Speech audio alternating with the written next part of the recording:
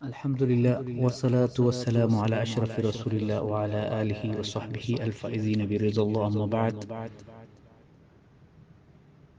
محترم بزرگوں اور سامعین اور سامعیات، پچھلی نشست میں ہم نے جو موضوع اختیار کیا ہے وہ تھا لقمہ حرام. تو پھر آج ہم اسی موضوع پر اور کچھ گفت و شنید کریں گے کہ یہ اتنا بڑا موضوع ہے کہ اگر اس پر بات کی جائے تو وقت کم نظر آئے گا. تو ہم اپنی ویڈیوز کو کم سے کم وقت میں لوگوں تک پہنچانے کی کوشش کرتے رہیں گے انشاءاللہ. تو اس لیے آج دوسری دفعہ اس موضوع پر بات کریں گے کہ دیکھیں اگر ہم صحابہ کرام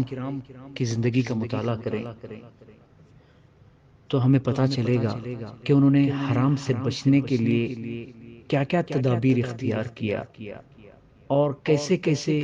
چیزوں کو انہوں نے برداشت کیا، کس طرح انہوں نے زندگی کو اپنے راہ خدا میں خرچ کیا اور کس طرح حرام چیزوں سے، مشکوک چیزوں سے، غلط چیزوں سے بچتے رہے اور ہمیں ایک پیغام دے کر چلے گئے کہ وقت کیسا بھی ہو گزر تو جائے گا لیکن اپنے ہاتھ سے اپنے ایمان کو برباد نہ ہونے دیں. سبحان اللہ. اسی طرح بتایا جاتا ہے کہ حضرت ابو ذر غفاری رضی اللہ عنہ بہت ہی جلیل القدر صحابہ میں سے ہیں، اور ایک روایت میں بتایا گیا کہ یہ ایسے صحابی ہیں جنہوں نے 4 صحابیوں کے بعد 5واں نمبر ان کا ہے کہ انہوں نے اسلام کو قبول کیا. سبحان اللہ. اور جب انہوں نے اسلام کو قبول کیا تو کعبے کے صحن میں جا کر انہوں نے اسلام لانے کا اعلان کیا تو کافروں نے ان کو اتنا مارا، اتنا مارا، اتنی تکلیف دی کہ یہ بے ہوش ہو جاتے. پھر جب ہوش آتا تو یہ پھر اعلان کرتے، پھر ان کو کافر آ کر کے پھر مارا کرتے تھے. اللہ اکبر. تو بتایا گیا کہ 15 دن اور 15 راتیں انہوں نے کعبے کے صحن میں ایسے ہی اعلان کرتے تھے اور ایسے ہی ان کے تشدد کا نشانہ بنتے رہے.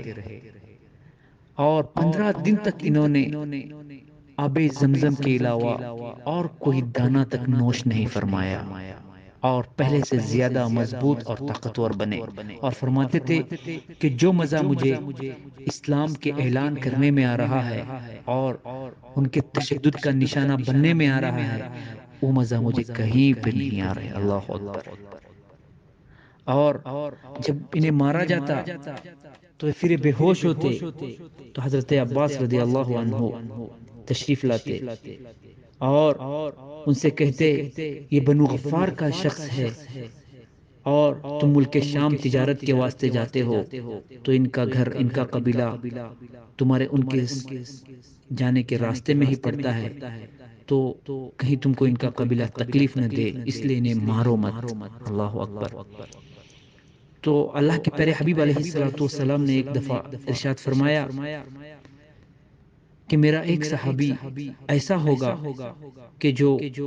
ویرانے میں اس کو، جنگل میں اس کو موت آئے گی اور اس کی تدفین ویرانے میں ہی ہوگی.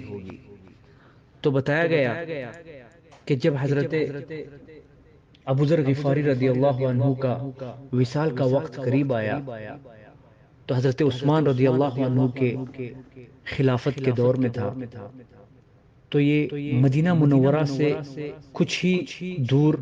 کچھ میلوں کا فاصلہ تھا، زبدہ نامی مقام پر انہوں نے اپنا بسیرا بنا لیا اور انہوں نے وصیت کی کہ اے میرے بچوں، جب میرا آخری وقت ہوگا تو مجھے لگتا ہے کہ میں ویرانے میں ہی میں مروں گا اور میری قبر ویرانے ہی میں بنائی جائے گی، جیسے کہ میرے پیارے حبیب صلی اللہ علیہ وسلم نے فرمایا ہے۔ تو انہوں نے جو کچھ جب ان کا آخری وقت ہوا تو انہوں نے اپنے بچوں کو جمع کیا اور کہا، اے بچوں، حرام کاری سے، حرام سے بچتے رہنا، اور آج تک میں نے آپ لوگوں کے لیے بھی کچھ بنا کے نہیں رکھا۔ جو کچھ آیا، جو کچھ میں نے حلال کی کمائی کی تو میں نے آپ لوگوں کی اس میں پرورش کی، اور آج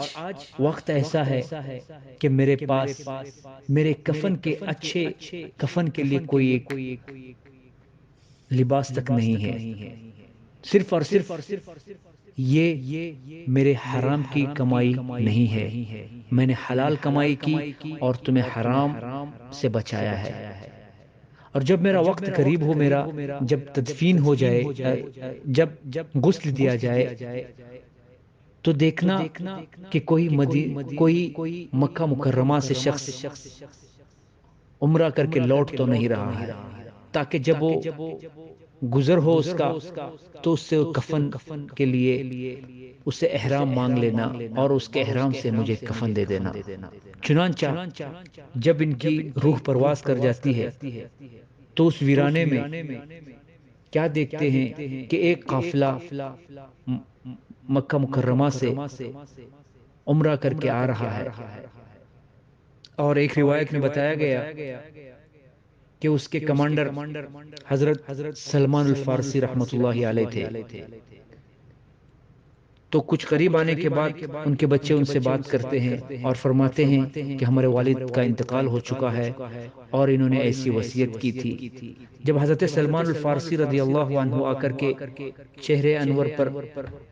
ان کے دیکھتے ہیں تو کیا دیکھتے کہ صدق رسول اللہ صلی اللہ علیہ وسلم، پکار اٹھتے ہیں کہ میرے رسول نے بے شک سچ کہا تھا کہ میرا ایک صحابی ایسا ہوگا جو ویرانے میں اسے موت ہوگی اور وہ ویرانے میں ہی اس کی تدفین ہوگی۔ تو ساری جماعت ان کو کفن دے کر ان کی تدفین کی جاتی ہے۔ تو دیکھیں ان کا عقیدہ کتنا پکا تھا کہ ان کو احرام جیسا کپڑا کفن کے لیے ملا۔ تو یعنی ان کے اندر کتنی تقوی اور زہد ان کے اندر بنی ہوئی تھی کہ مجھے حرام سے بچنا ہے۔ اسی لیے اللہ سبحانہ و تعالیٰ نے ان کی تمام دعاؤں کو قبول فرمایا۔ تو میرے دوستو،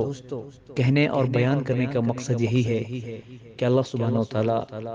ہم سب کو حلال کمائی، حلال رزق عطا فرمائے، جس سے فرمایا گیا، اللہ کے پیارے حبیب علیہ الصلوۃ والسلام نے فرمایا کہ اگر کسی نے ایک لقمہ حرام کا کھایا ہے تو اس کی 40 دن تک اس کی عبادتیں، اس کی ریاضتیں قبول نہیں ہوتی۔ اللہ اکبر! آپ سوچیں کہ اگر ہم نے ایک درہم، ایک ریال اگر ہم لیتے ہیں کسی کا حرام کا جو ہمارا حق نہیں ہے، اور اس کے بعد ہم کہتے ہیں کہ ہماری دعائیں قبول کیوں نہیں ہوتی، ہم اس کے بعد کہتے ہیں کہ ہماری نمازوں میں ہمیں شوق نہیں ہے، ہمیں نمازوں میں اپنا اطمینان نہیں ہے، ہمیں وہ خشوع و خضوع حاصل نہیں ہو رہا ہے، تو میرے دوستو ہمیں اپنے اوپر نظر ثانی کرنی چاہیے کہ کہیں ہم حرام کی کمائی تو نہیں کھا رہے ہیں، یا کہیں ہمیں مشکوک غذا تو نہیں مل رہی ہے۔ اللہ اکبر! تو میرے دوستو، اللہ سبحانہ وتعالیٰ سے دعا کریں کہ اللہ سبحانہ وتعالیٰ ہمیں حق سمجھنے اور اس پر عمل کرنے کی توفیق اور عطا فرمائے، اور حلال رزق